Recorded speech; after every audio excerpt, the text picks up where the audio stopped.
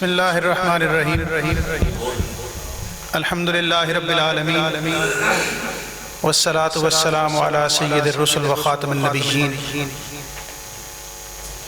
کنتم خیر امت اخرجت للناس تعمرون بالمعروف وتنہون عن المنکر صدق اللہ العظیم۔ اسٹیج پر تشریف فرما معزز علماء کرام، مشائخ کرام اور انتہائی معزز حاضرین کرام، سچی بات تو یہ ہے کہ آج کی اس مجلس میں محفل میں اپنے آپ کو سب سے کم علم جو ہے وہ تصور کر رہا ہوں،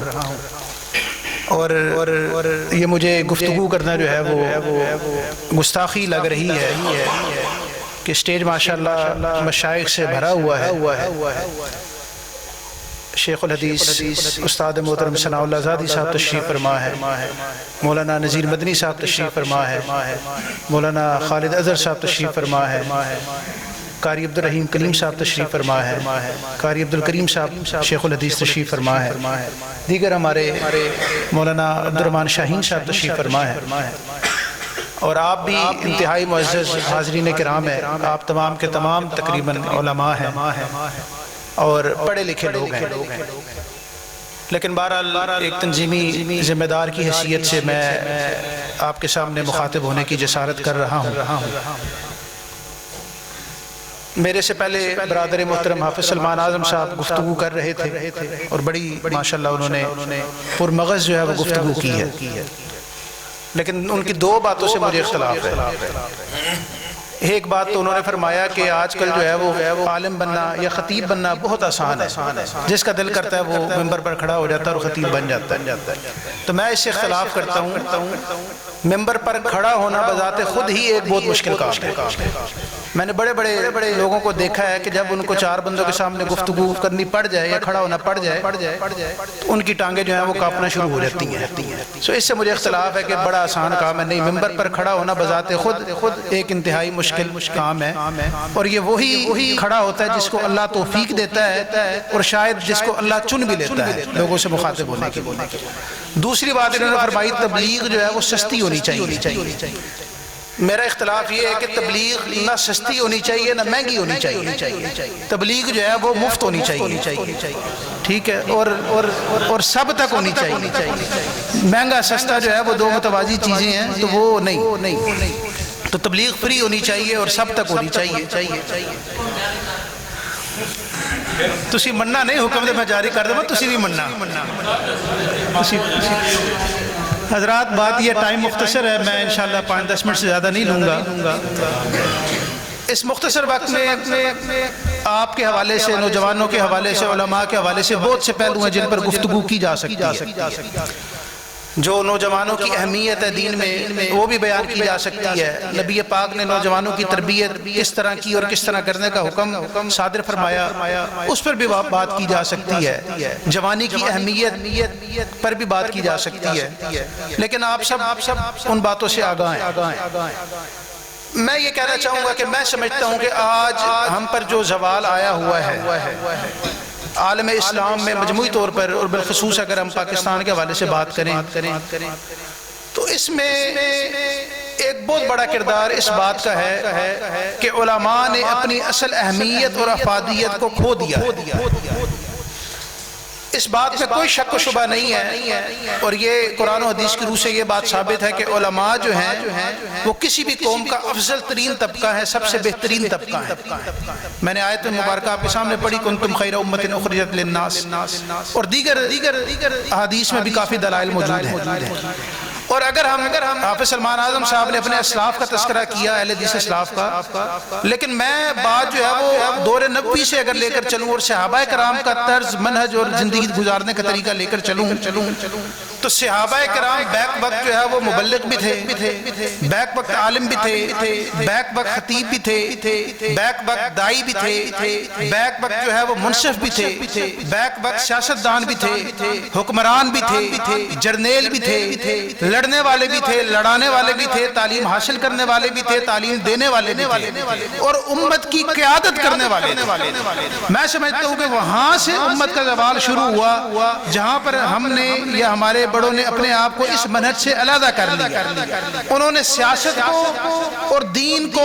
دو الگ الگ چیزیں کر دی، یہ یوں کہہ لیں کہ دین کو اور دیگر شعبۂ زندگی کو الگ الگ کر دیا کہ نہیں جی عالم کا یہ کام نہیں ہے کہ وہ ان چیزوں میں مداخلت کرے، عالم کا یہ کام نہیں ہے کہ وہ سیاست کر سکے، عالم کا یہ کام نہیں ہے وہ جج بن سکے، عالم کا یہ کام نہیں ہے وہ جرنیل بن سکے، عالم کا یہ کام نہیں ہے وہ منصف بن سکے۔ یہ جہاں سے تفریق پیدا ہوئی ہے وہاں سے امت کا جو ہے وہ زوال ہونا شروع ہو گیا ہے۔ حالانکہ امت کی قیادت اور سیادت کے صحیح معنوں میں اگر کوئی حقدار ہیں تو وہ علماء دین۔ ظاہری بات ہے وہ بلکہ غالباً حسن بصری کا قول ہے کہ علماء کی مثال جو ہے وہ ستاروں کی مانند ہے کہ جب کوئی راستہ بھول جاتا ہے یا امت اندھیرے میں مبتلا ہوتی ہے تو وہ ان ستاروں کو دیکھ کر روشنی حاصل کرتی ہے اور اپنا راستہ تلاش کرتی ہے۔ آپ اپنے دل پہ ہاتھ رکھیں، مجھ سمیت کیا ہم سب وہ کردار ادا کر رہے ہیں کہ لوگ ہم سے استفادہ حاصل کر سکیں، لوگ ہمیں دیکھ کر گمشدہ راستہ تلاش کر سکیں۔ آج سب کچھ ہو رہا ہے، خطبات جمعہ بھی ہو رہے ہیں، جلسے بھی ہو رہے ہیں، جلوس بھی ہو رہے ہیں، دعوت دین بھی ہو رہی ہے، جو ہے وہ دیگر طریقہ کار ہے اس سے بھی دین کی طرف بلایا جا رہا ہے، لیکن وہ فوائد اور برکات نظر نہیں آ رہی ہیں۔ اس کی کچھ وجوہات تو آپ صاحب نے بیان کی کہ اخلاص کی کمی ہے، ہم جو ہے وہ برائے نام جو ہے وہ چیزوں کو کر رہے ہیں، کہیں مقصد جو ہے وہ پیسہ حاصل کرنا، کہیں مقصد جو ہے وہ شہرت کا حصول ہے، کہیں مقصد یہ ہے کہ لوگ مجھے جو ہے وہ بڑا خطیب جو ہے وہ تصور کرے، کئی مقاصد کچھ اور ہے، لیکن کیا اصل مقصد ہماری دعوت میں ہماری تبلیغ میں موجود ہے کہ ہم امت کی رہنمائی کر سکیں؟ اور یہ فریضہ یقیناً آپ احباب نے سر انجام دینا ہے۔ اگر آپ اپنے مقصد کو، اپنے منہج کو، اپنے مشن کو بھول جائیں گے کہ میرا صرف اور صرف بحیثیت دائی یا بحیثیت عالم ایک ہی مقصد ہے کہ میں امت کو صحیح راستہ دکھاؤں، میں بھٹکے ہوئے لوگوں کو راہ راست پر لاؤں، جو میرے ذمے قرآن و حدیث کی روح سے عالم کی ذمہ داریاں میں ان کو پورا کروں۔ بدقسمتی یہ ہے کہ وہ ساری چیزیں نظر انداز ہیں، ایک طرف ہیں، اور دیگر جو دنیاوی مقاصد ہیں وہ ہمارے سامنے ہیں۔ آپ صاحب نے بات کی کہ گاڑیوں کی بات کی ہے، اس طرح کی بات کی، یہ ہمارے لیے جو ہے وہ بدقسمتی کا مقام ہے۔ ہمارے اسلاف کا کبھی یہ نقطہ نظر نہیں رہا۔ حضرت عمر بن عبدالعزیز مجھے یاد آئے کہ پہلے بڑے شہزادے تھے، اگر آپ ان کی حالات زندگی پڑھی ہو، بڑا قیمتی سوٹ پہنا، اور جب گلیوں میں نکلتے تھے، سڑکوں پر نکلتے تھے، لوگ خوشبو سے پہچان لیتے تھے کہ عمر بن عبدالعزیز جو ہے وہ بازار میں نکلے ہوئے ہیں۔ اتنی شہزادگی کی زندگی، لیکن جب خلیفہ بنے، خلیفہ بن کے نکلے تو سب سے پہلے شاہی پروٹوکول، سواریاں کھڑی ہوئی تھی، اونٹ تھے یا گھوڑے تھے، جو بھی تھے، پوچھا یہ کیا ہے؟ کہنے لگا یہ خلیفۃ المسلمین، یہ آپ کا پروٹوکول ہے، یہ آپ کی سواریاں ہیں۔ فرمایا لے جاؤ، ان سب کو دور کر دو، میرا خچر لے آؤ جس پر میں سفر کرتا ہوں، کہ میں اسی خچر پر۔ اور پھر لوگوں نے دیکھا کہ ان کی بیوی، انہوں نے حضرت عمر بن عبدالعزیز یہاں تک سادگی اختیار کی اور اپنے کام میں مخلص ہوئے کہ اپنی بیوی فاطمہ کو کہنے لگے اے میری بیوی، میں ان مصروفیات کی وجہ سے اتنا دبا ہوا ہوں کہ میں تیرے حقوق نہیں ادا کر سکتا، اگر تو چاہے تو مجھ سے طلاق لے سکتی ہے، میں اس بات سے عاجز ہوں کہ مصروفیات کے سبب تیرے حقوق ادا کر۔ یہاں تک انہوں نے کہا۔ بیوی کے ہاتھ میں یا اس کو ملے ہوئے انگوٹھی یا ہیرے تھے، کہا اب تو خلیفہ کی بیوی ہو گئی ہے، اب اس کو بیت المال میں جمع کر۔ خلیفہ کی بیوی کو یہ عیب نہیں دیتا کہ وہ اس طرح کی قیمتی اور مزین انگوٹھیاں یا ہیرے استعمال کرے۔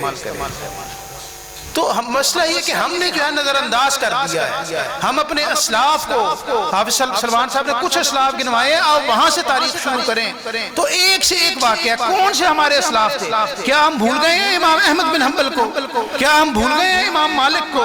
کیا ہم بھول گئے ہیں دیگر ہمارے اسلاف کو کہ انہوں نے کس طرح دین کے راستے میں کھڑے ہو کر قربانیاں دی؟ پچھلے دنوں میں اور حافظ سلمان صاحب سفر کر رہے تھے تو میں نے اپنے والد صاحب کا تذکرہ کیا، میں نے کہا آج کل تو جو ہے وہ سفر کرنا بڑا آسان ہو گیا ہے، موٹر ویز بن گئی ہیں، روڈیں بن گئی ہیں، گاڑیاں ایک سے ایک آ گئی ہیں، اور ریلوے پر بھی سفر کرنا ہے تو بڑی آسان ہے، بسیں ایک سے ایک ہیں۔ لیکن آج سے 15-20 سال پہلے ہم نے بھی دیکھا، یقیناً قاری عبدالرحیم کلیم صاحب اور دیگر یہاں پر قاری صاحب کے کافی فضلاء بیٹھے ہیں، ان کو یاد ہوگا